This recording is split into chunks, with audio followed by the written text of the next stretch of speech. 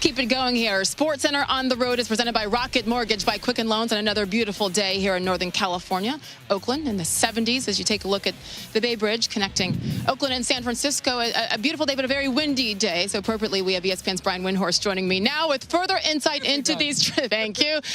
So much to absorb from what Woj just said, and I know you have more.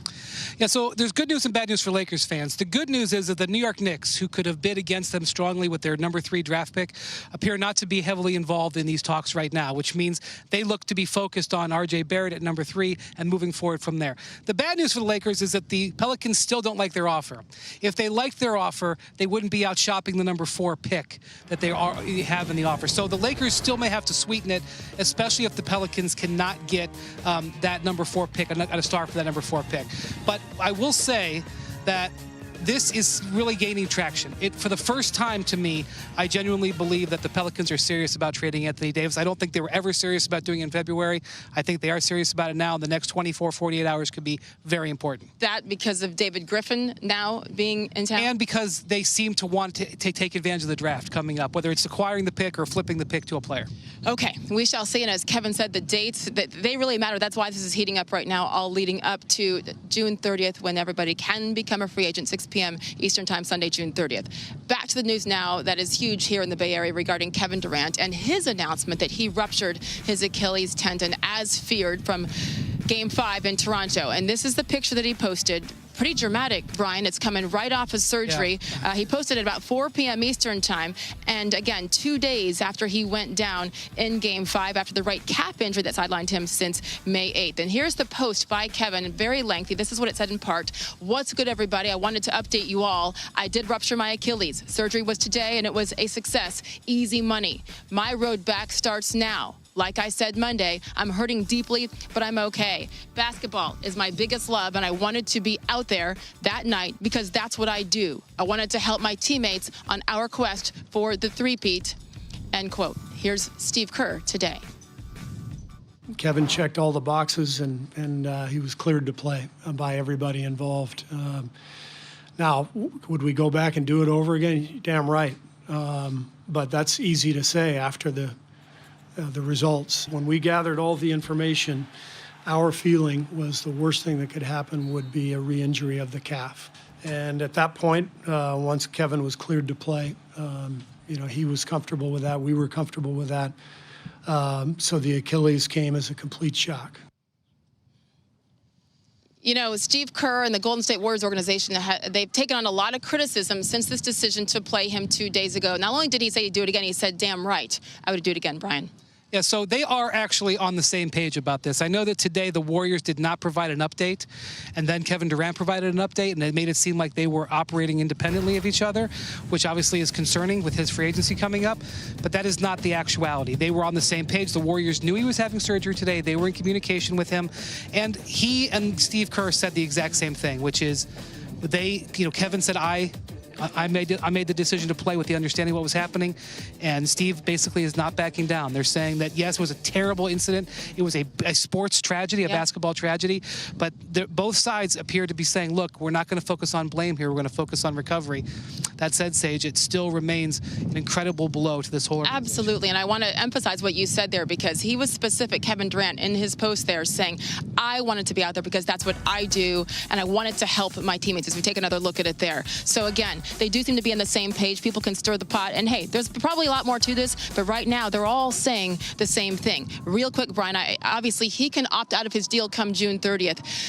This injury, as soon as it happened, we all said, wow, what next? What's he going to decide? What's your gut right now? So in talking to people around the league, the expectation is to opt out of his contract. He's going to get max contract offers, maybe multiple ones.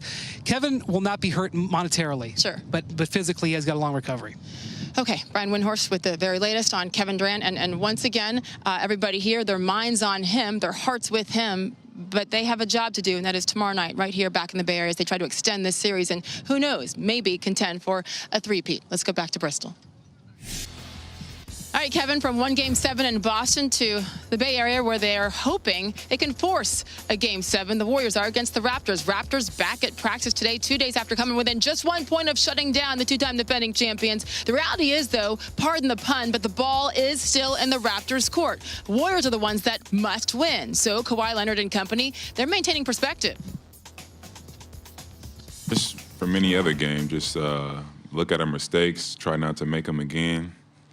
And go out there in the next game and, just play with each other, have one focus and, one goal and, try to win it out. Tomorrow will be a tough task.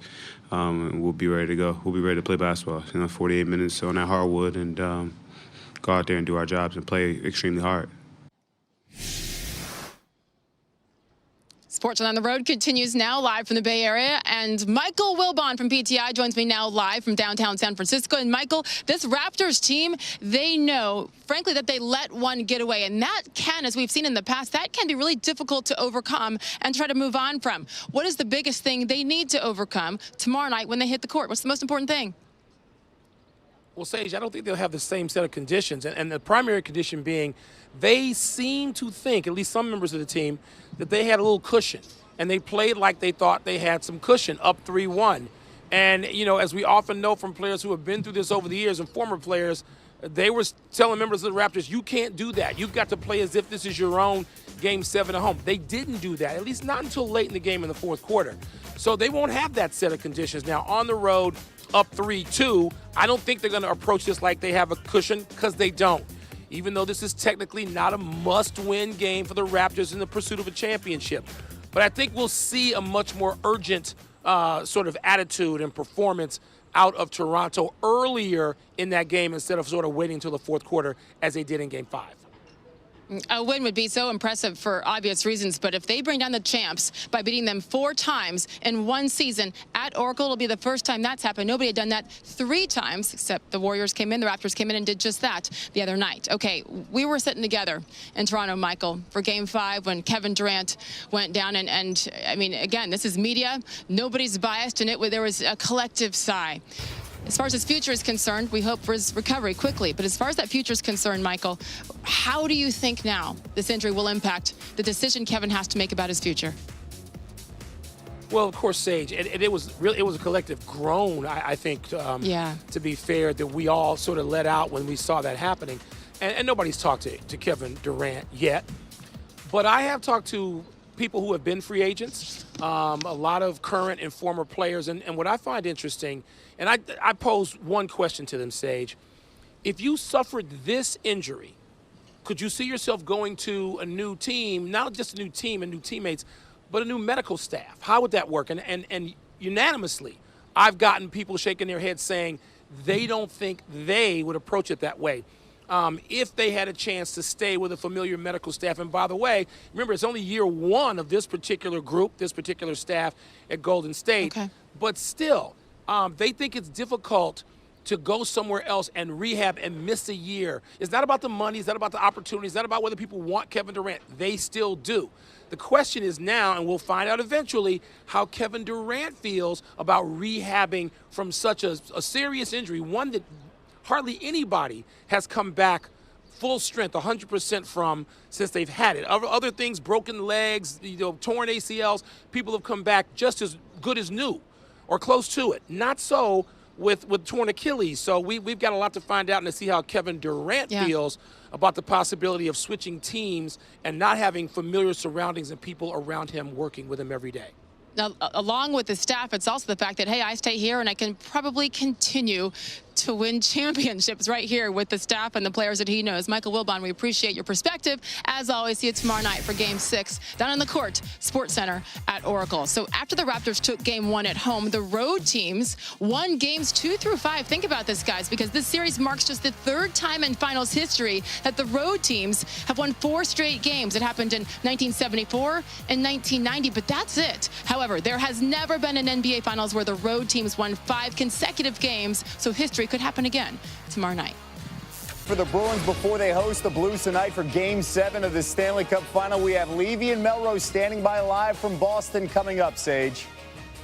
Yep, Kevin, so much news to get to NBA related, including the news that came down today that unfortunately we all expected. Thanks to Kevin Durant himself, he took to Instagram to announce that he indeed suffered a ruptured Achilles tendon in Game 5 in Toronto 2 nights ago. And this is the picture that KD posted himself along with a very lengthy caption that we'll get to you in just a couple of minutes. But as you can see, this was shortly after Kevin Durant underwent surgery to repair that ruptured Achilles, surgery which he says was successful.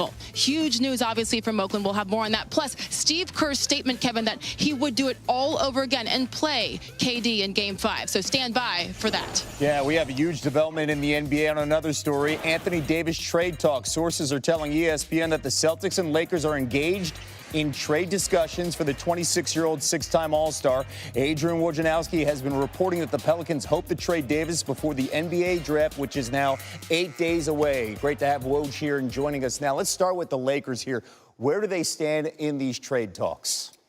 Los Angeles has put in their offer Lonzo Ball, Brandon Ingram, the 4th pick in next Thursday's NBA draft. Those are the players involved in the discussion. So far, we're told Kyle Kuzma is not a part of it. What New Orleans would like, in the conversations they've had, are taking that number 4 pick and canvassing teams around the league to see if they can flip number 4 into a young star or a veteran star around the league who would be sent to New Orleans, and then that third team would take the 4th overall pick. That's where the talks are centered right now with L.A. All right, we'll get to the Celtics and what they're talking about right now in a moment. But let's talk about this recent conversation that Anthony Davis's agent Rich Paul had with SI, telling them they could trade for him. That is the Celtics, but it'll be for 1 year in the event that he decides to walk away and give away assets. Don't blame Rich Paul, as Davis can become a free agent in the summer of 2020. So how do the Celtics view the idea of maybe having Anthony Davis in Boston as a 1-year rental? Well, Boston all along has been determined to still use the assets they have to get at an Anthony Davis trade. It was complicated. It's been complicated by the fact that Kyrie Irving has seriously considered leaving Boston in free agency. They had hoped that getting AD, having Kyrie, would convince both of them to sign long term. But Boston so far has been undeterred. They've heard this since the fall. Anthony Davis Sr. Said that to Ramona Shelburne earlier this year. Rich Paul has privately told the Celtics that, but Danny Ainge so far is stayed in these conversations, and he has been engaged with David Griffin in New Orleans. Remember, Dave Griffin came up in the Phoenix Suns organization underneath Danny Ainge, probably as close to him as any GM in the league. You mentioned the assets. What are the assets you're hearing in Boston right now? Listen, I think Boston's assets are more fluid. It's very clear in LA who you're going to put in a deal. But there's really 2 ways to go in Boston. If Boston is willing to do Jason Tatum and maybe not a lot else, or perhaps a deal built around Jaylen Brown and then a bevy of those future Boston picks. But the one thing with New Orleans, if Tatum did get into an offer, he's the best available player for the Pelicans, probably in any deal they might talk to. Okay, now how does this KD injury now impact Boston when it comes to the trade talks? It emboldens Boston to believe they can re-engage Kyrie Irving now and say, listen, we can give you your co-star running mate here for the next several years in Anthony Davis, because right now, KD, if they were to go to a New York or a Brooklyn together, as they had considered the possibility of doing, both those teams have max salary slots available for both. Kevin Durant's going to be a redshirt next year. He's not going to play next season. And then he'll be coming back off an Achilles injury at 32 years old. It opens the door back up for Boston to sell an Anthony Davis-Kyrie Irving partnership with the Celtics. All right, keep these 2 dates in mind. June 20th is the NBA draft. June 30th is when NBA free agency can begin. Woj, thank you so much. Sage? We are still awaiting the results of Kevin Durant's MRI yesterday in New York. Durant and the Warriors have resigned themselves to the fact that it's an Achilles injury. The question now is how severe? Is it a partial tear or a ruptured Achilles? We'll update you on that the minute we hear.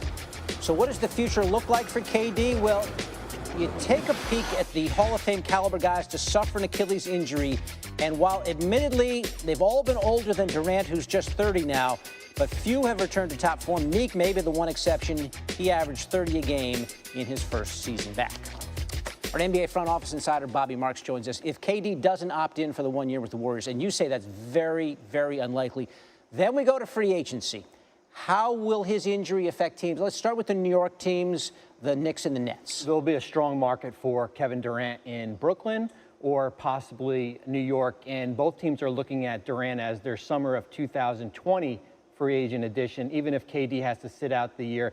And I think when you look at the summer of 2019 compared to 2020, Anthony Davis, Draymond Green, DeMar DeRozan, those are your marquee free agents for next year. And if you can get Kevin Durant right now for 4 years, $164 million, even if he has to sit out a year, you go out and you do it and you take an aggressive approach with that. How might that affect Kyrie? Because we've heard Kyrie and KD going to New York. Would that dissuade him from wanting to go? The only effect it would have on Kyrie, where he looks at both situations compared to what he already has in Boston, where that Celtics team can return and still be a strong playoff team, where that Nets team was probably still in that 6 to 8 range. The New York team, I still see that as a team that's going to be in the lottery. Okay, so you say that the Knicks and Nets would be willing to eat this redshirt year, so-called, with Durant. What about the Lakers? Well, the Lakers have kind of always been that distant fourth, and I think when you look at them, they're short of that $38 million number for Durant, so they would have to go out and make a trade, move $6 million in contract. But are you willing to wait another year for Kevin Durant? And that would be basically year 3 of LeBron James. We saw last year they basically punted free agency, 1-year contract. Now this would be year 2. That money would go to Durant.